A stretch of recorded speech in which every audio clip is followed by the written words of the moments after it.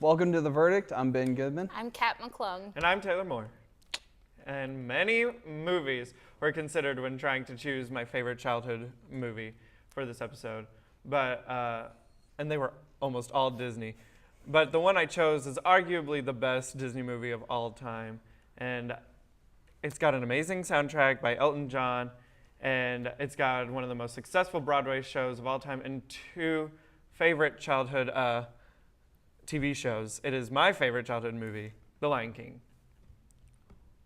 We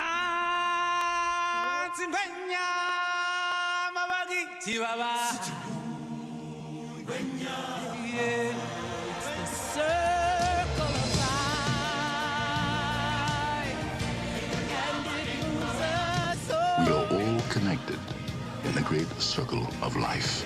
Walt Disney Pictures presents its all-new 30-second full-length animated motion picture, The Lion King. He was born to rule. This'll all be mine? Everything the light touches. Wow. But a shadow lies over the kingdom. I will be king. Run away and never return. If you ever come back, we'll kill ya! Hey, kid, what's eating you? I don't want to talk about it. He looks blue. I'd say brownish gold. No. I mean, he's depressed. Anything we can do? Not unless you can change the past. He grew up hoping to leave his old life behind. I know who you are. You're Mufasa's boy. You're the king. King? Have you got your lions crossed? You know my father? Correction. I know your father. He died a long time ago. Nope. Wrong again. He's alive. And I'll show him to you. Father? You are my son, and the one true king. You see, he lives in you. You must take your place in the circle of life. It's a legendary tale filled with excitement, plus dozens of wonderful new characters. Why do I always have to save you? And featuring original music and songs by Grammy winner Elton John and Academy Award winner Tim Rice. This summer, Walt Disney Pictures presents an entertainment event you'll never forget.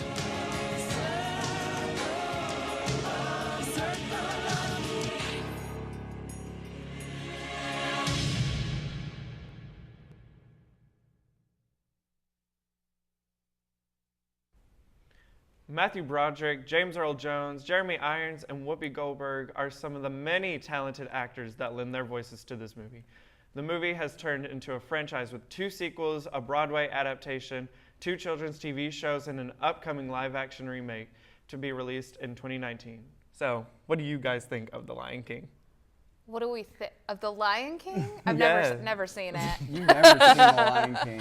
Oh my. No, obviously.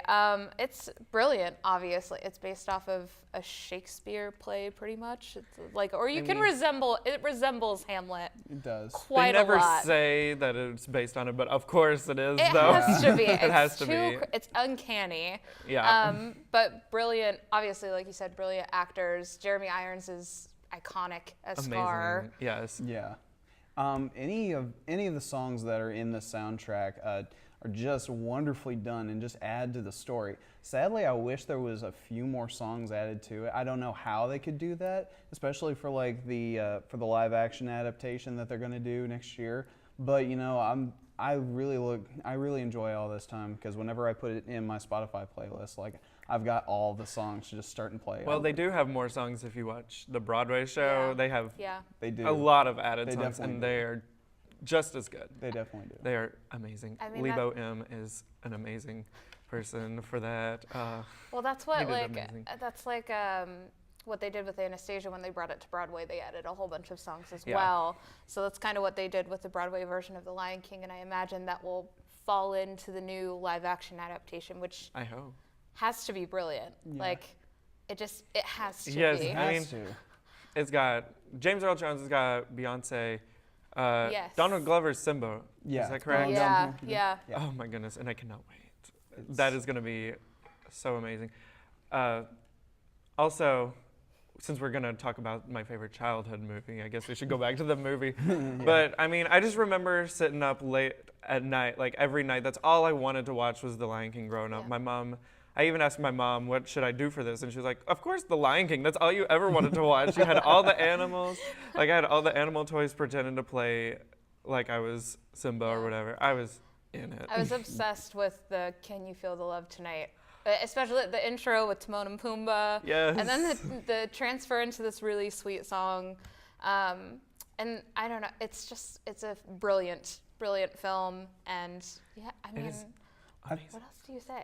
I think just with me, I'm like, this may be a sad moment, but I didn't see it in its full entirety until like 2 years ago when I went to Disney World to go see it outdoors doing like Fireside Lodge or something. How? I don't know. It's just like I grew up with other Disney animated classics, and I always heard of The Lion King, but I never had the straight up opportunity to watch it.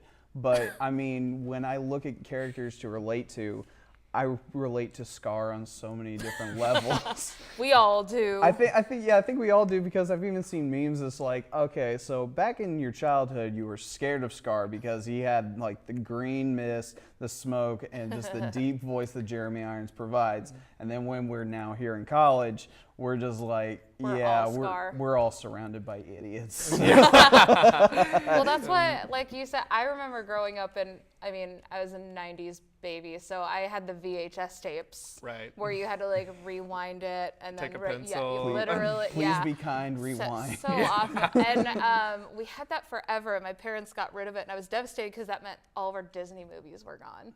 So I think for like the past couple of years, I think it goes to show that like I asked for those movies, and very specifically The Lion King, because it's just such a iconic, beautiful film. Like the graphics in it, like the animation part of it was beautifully done. Did you know that during the wildebeest stampede scene, that was the first time that Disney put like CGI in a classic animated movie? Really?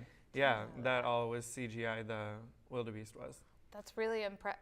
What like when they're running down the hill. Oh, yeah. Because think Not about the it. whole thing, but I was like about to say, that's running down like the an hill. 89-degree, like straight drop. Yeah. Like, how do you do that and defy gravity?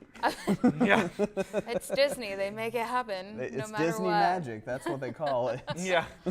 Yeah. So that, I mean, I think that's something that like, I mean, it's something that's timeless. It's a timeless classic. Oh yeah, it's something that you can show your kids now, and it would still be relevant. Yeah. People are still talking about it. I mean, obviously. Well, that's how you get the franchise. Like that's how you get from like just one animation film to the Broadway to the live act, and several sequels as well. Yeah. And TV shows for kids. That Timon and Pumbaa show that they had. I still that was remember good. that.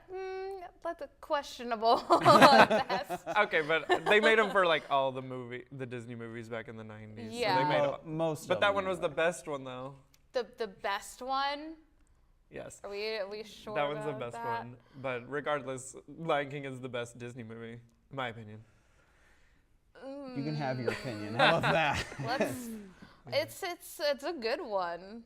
It's a great one. It's a phenomenal one. I'll say it sits up in my top 5. How about that? It's a very wonderful masterpiece. I'd say top 10. Top 10. It can't be outside of the top 10 for Number anything. 10. Well, all right. Mine's a little more, I don't know, I like the new ones. I like the creation that they're doing here. Yeah, they're all right. They're all right. Taylor's sticking with his guns. Yeah. All right, so I guess we're on to my movie now. All right. So one of my favorite childhood memories was watching Robin Hood, Prince of Thieves. My mom always had these movies that she'd put on repeat when I was a kid when we were getting ready. So this was the first film that I really remember seeing, and now we're going to take a look at the trailer for this twist on the Robin Hood tale.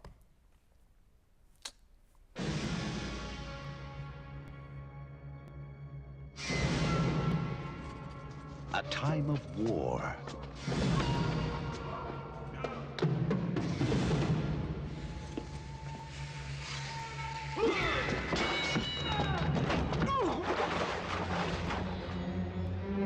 A time of hope. homecoming.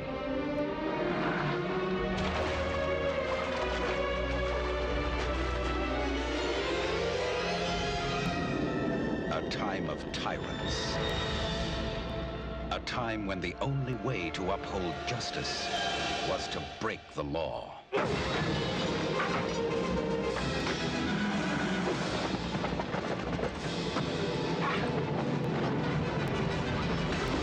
He gave the people the courage to fight.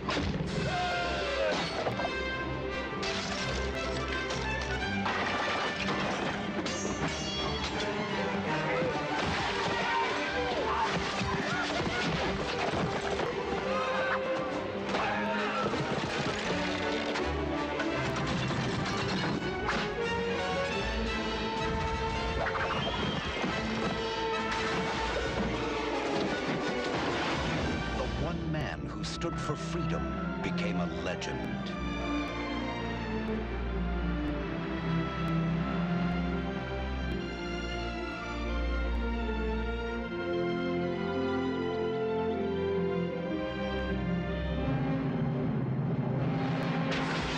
Kevin Costner, Morgan Freeman, Christian Slater, Alan Rickman, and Mary Elizabeth Mastrantonio.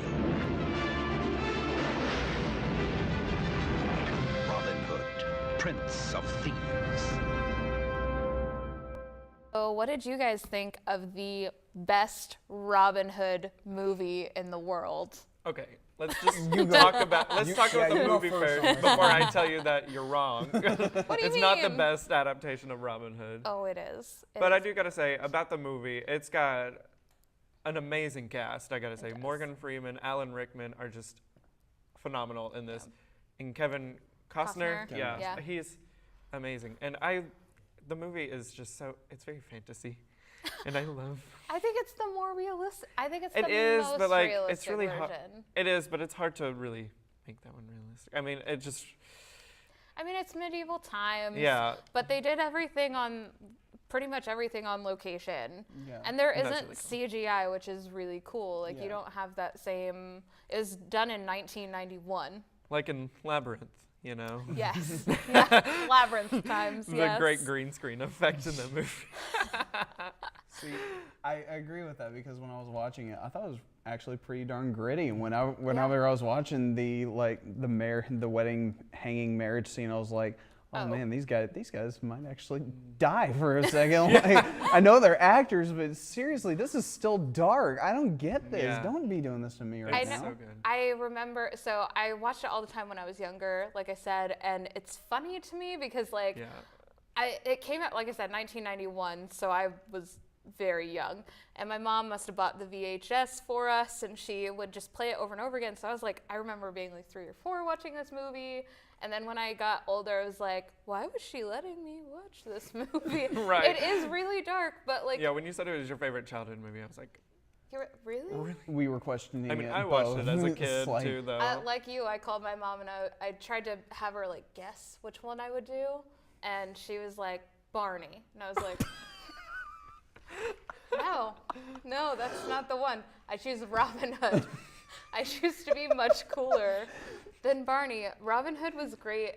I love, so Kevin Costner's performance is interesting because apparently he does an American accent, which is it's supposed to be English. And it's mainly funny because it's a very cowboy version of like Robin Hood. Apparently they hired a dialect coach to get him to speak British, but he was so bad that they then fired that dialect coach and were just like, just do American. But I think it worked. I think it was very like Amadeus of them to be like, interpret this as you will. Some people will speak Old English, some people will speak in accents, and other people will completely ignore the precedent we set there. I kind of like that though because it's very just go with the flow. Like, this is what we got, and you know what? We're gonna make it great. We're gonna do it live. That's basically all they said. It's a make it work moment. Like, and I think they pulled it off. Honestly, I felt like it's a very great movie. It was dark, but it's interesting. And Alan Rickman actually didn't like the script, and he turned the role down of Sheriff of Nottingham like 3 times before he said yes, with the like exception that he be able to like ad lib and add things to the script. And those ended up being some of his most infamous lines, such as, I'm going to cut your heart out, or wait, no, yeah, I think I'm going to cut your heart out with a spoon because it's duller, it'll hurt more. Yeah. Like, it's silly things like that. See, even we're doing the Merchant of Venice right now for a different class, and you have to cut out a pound of flesh right from the heart, and I'm thinking, dude, why are you getting so gritty on us right now? The only thing I really don't like about this is when I watched it, I saw 2.5 hours worth of stuff. Yeah, and I'm I mean, all right, let's just get this going. It is really long. It's too long, in my opinion. It's not like Lawrence of Arabia long, where it's just like, this movie's never gonna end. I mean, I feel like it keeps pace with itself, though. I don't feel like it's. I don't get bored. No. Right, you don't get bored, but you are sitting there going, maybe it's a little longer than it should be. I'm sitting there like. But I'll say this, it held up for me. Like, from when I was a kid to now, I didn't lose any love for it. Yeah. So. Yeah, I mean, but I do gotta say, it's not the best Robin Hood adaptation.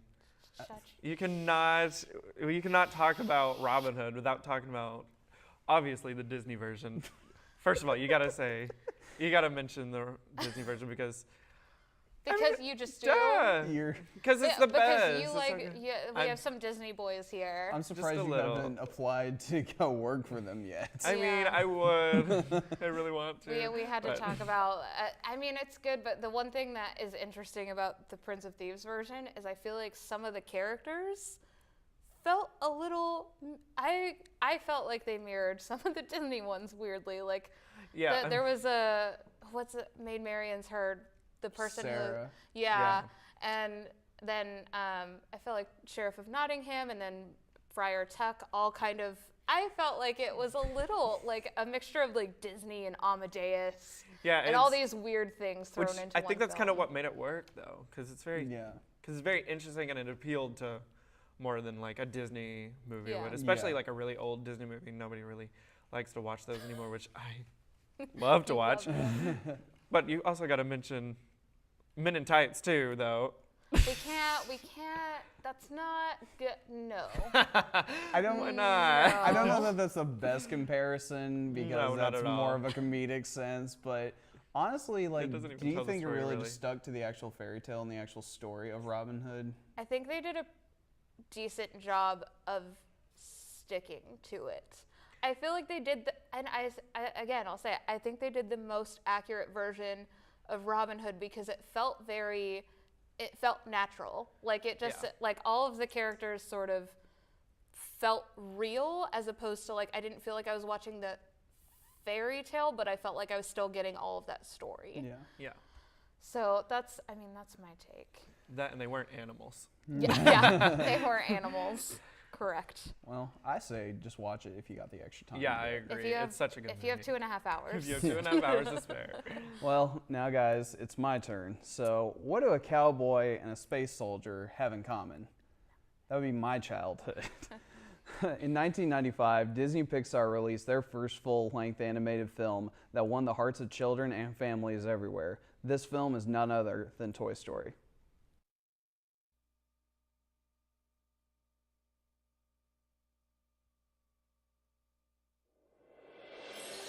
For anyone who's ever wondered what toys do when people aren't around. Hey, everybody, it's showtime. Walt Disney Pictures invites you into a world where toys come to life. Wow, cool. Let's go tomorrow, guys. Red alert! Andy is coming upstairs. Andy's coming, everybody! Back to your places, hurry! Did you see my ear? Out of my way! Wow. Yeah. Quick, make a space. This is where the spaceship lands. Woody, the veteran. Draw. Oh, got me again.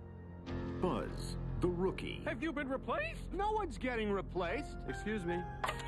Lightyear to the rescue. Oh, okay. Who else? You're mocking me, aren't you? Ow! What do you say I get someone else to watch the sheep tonight?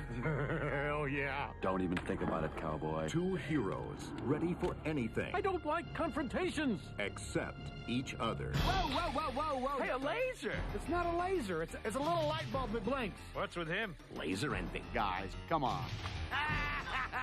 But that's about to change. They've stepped over the edge and into the real world. I think he bounced into Sid's yard.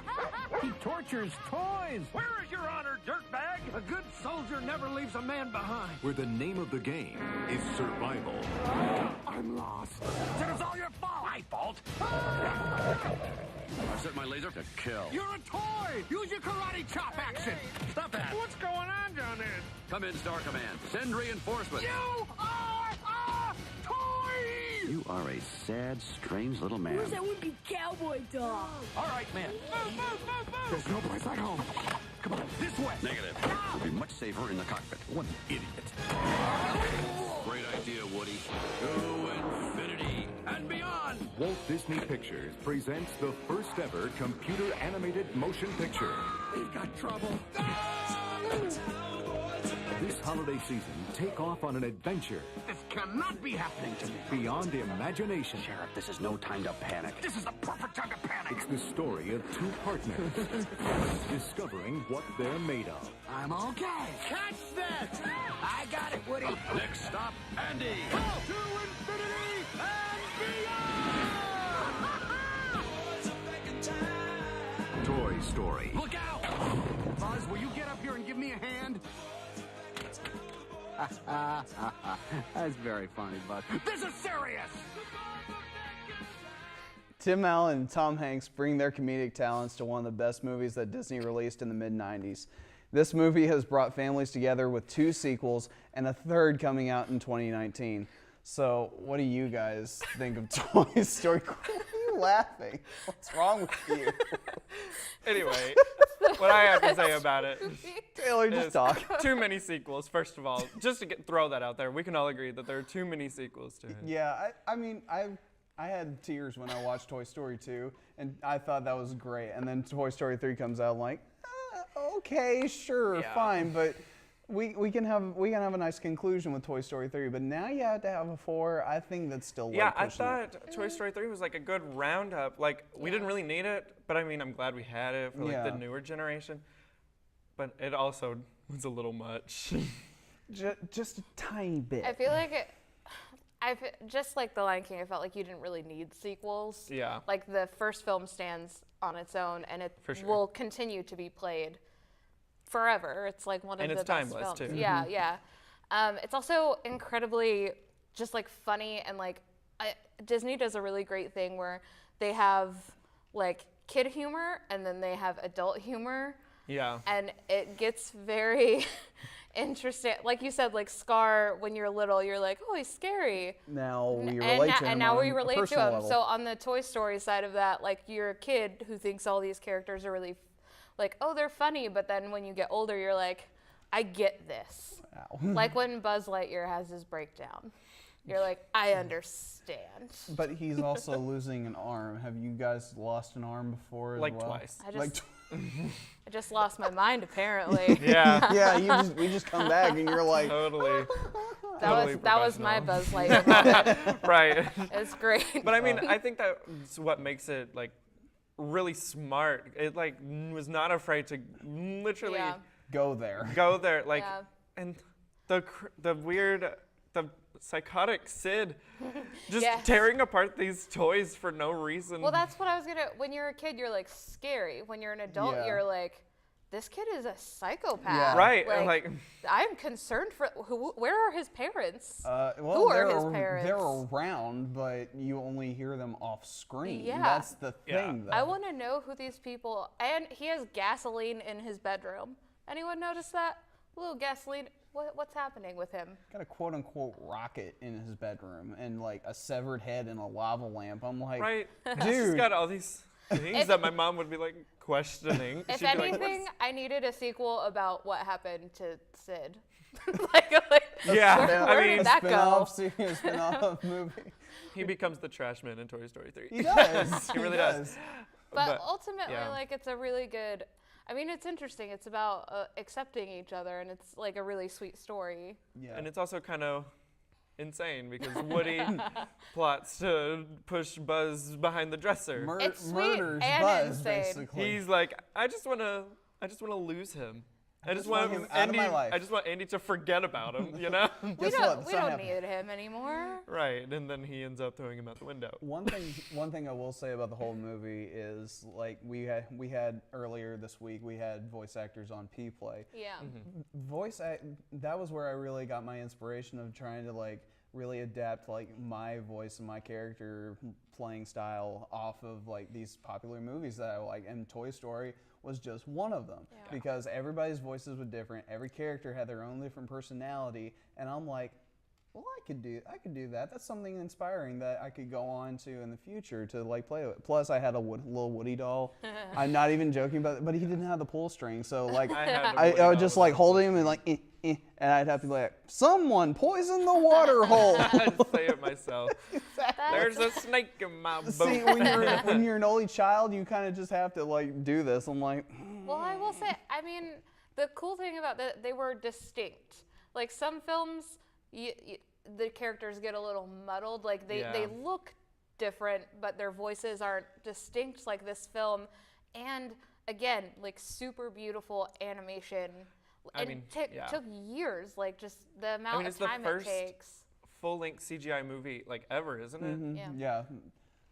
Wait, yeah, it was. I think because it Bugs of Life all time. Bugs Life came out a year after that, which was still one of my favorites. But if I had to pick between those two, I would choose Toy Story hands down. Yeah. Bugs Life is also up there, but yeah, Toy Story. It was, I mean, Pixar itself is just a pioneer in the whole CGI animation business, because right after that is whenever, like in the early 2000s, is when DreamWorks started producing Shrek and whatnot. So, like, I think without Toy Story, I don't know if we would have had as beautiful animation in stuff like Shrek. Yeah.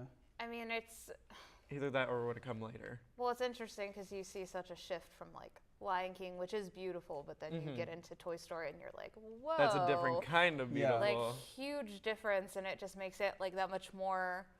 I mean, I can see why it would affect you so, because it's just like, what's that? No, go finish your statement, please. Like, it's just like, because it's I mean, it's visually stunning, and the characters are fun, and they're, like, I don't know. It's just fun to be in that world. For what it was back in the mid '90s, it's just like that was the bar that was set. So it's just like you can't argue about that.